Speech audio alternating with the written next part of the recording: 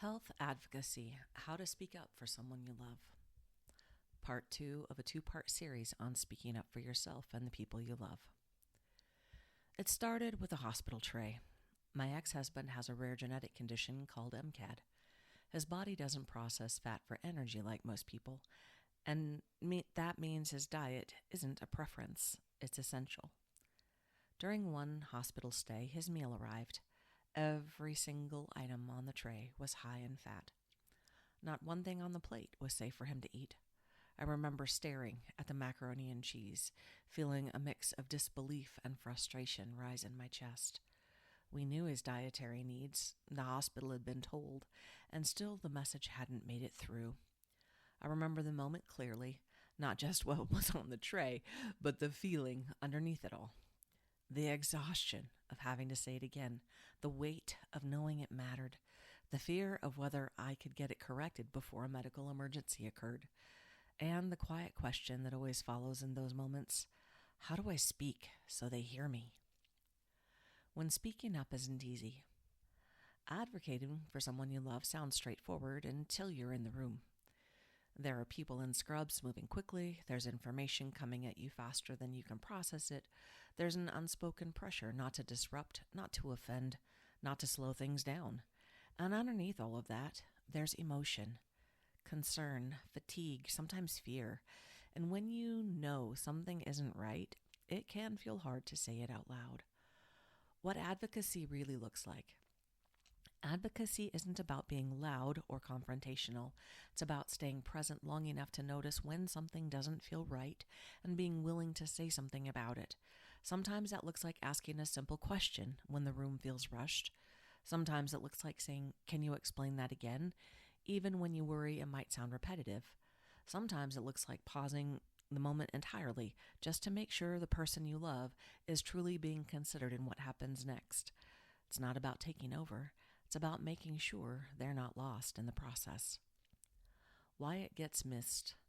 In high-pressure environments, things move quickly. Systems are designed for efficiency, not always for nuance. And when something important gets overlooked, it's rarely intentional, but that doesn't make it less important. I learned over time that if I didn't speak up, there was a good chance no one else would catch it, so I adapted. I started bringing a written list of approved foods. I handed it to the admitting nurse. I asked for it to be added to his chart immediately. Sometimes that worked seamlessly. Sometimes I had to repeat it more than once, carefully and clearly. But I never regretted speaking up because those moments mattered. The emotional side of advocacy. What people don't always see is the internal experience of advocating. It's not just about asking questions or giving information. It's about managing yourself while you do it, staying calm when you feel frustrated, staying clear when you feel overwhelmed, staying steady when the person you love is vulnerable in front of you. If you've ever been in a moment where emotions were rising and communication started to break down, you're not alone. That experience is explored more in the blog here, Difficult Conversations. Because advocacy is communication, and communication involves emotion. A few things to help. In moments like this, it's easy to feel that you need to say the right thing. You don't. What helps more is having something steady to come back to.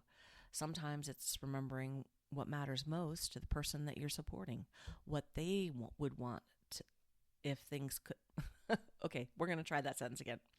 Sometimes that's remembering what matters most to the person you're supporting, what they would want if things felt a little clearer. Sometimes it's simply slowing down the moment, taking a breath before you respond instead of reacting right away. Sometimes it's saying, "Let me make sure I'm understanding," and repeating back what you heard just enough to catch anything that might have been missed. And sometimes it's as simple as writing things down, because when emotions are high, details don't always stick. None of this is complicated, but in those moments, it can make all the difference. When no one speaks up. I've sat with people who left medical experiences feeling unseen. They were discharged too soon, given information they didn't understand, talked over or quietly dismissed. In fast-moving systems, things get missed. The pace takes over, and space for the person can quietly disappear. And that kind of experience stays with people, sometimes longer than the medical event itself. And that's where advocacy matters most, not in perfection, but in presence. Again, not about doing it perfectly. There will be moments where you second guess yourself, moments where you wonder if you said too much or not enough, moments where you're tired of having to say it again. That's okay. Keep doing what matters. Advocacy isn't one moment. It's a series of small, steady choices to stay engaged, to notice, to speak, to stay. Don't forget about you. Supporting someone through a medical experience takes a toll. There are moments you hold it together in the room and then feel it all later. In the car, at home, in the parking lot. It's not weakness. That's the weight of caring. And if you're carrying more than you can comfortably hold, you don't have to do that alone. At Hold, we offer calm, confidential space where you can talk through what you're holding without needing to filter, fix, or explain it. You can book online at hearingoutLifeDrama.com/book-online. And if you want to feel more steady and confident in moments like these, I do offer a course called Listen Your Way to Deeper Connections. It's a practical, grounded way to strengthen how you show up in conversations, especially when the stakes feel high. It includes specifics on how to speak up. Wishing you all the best.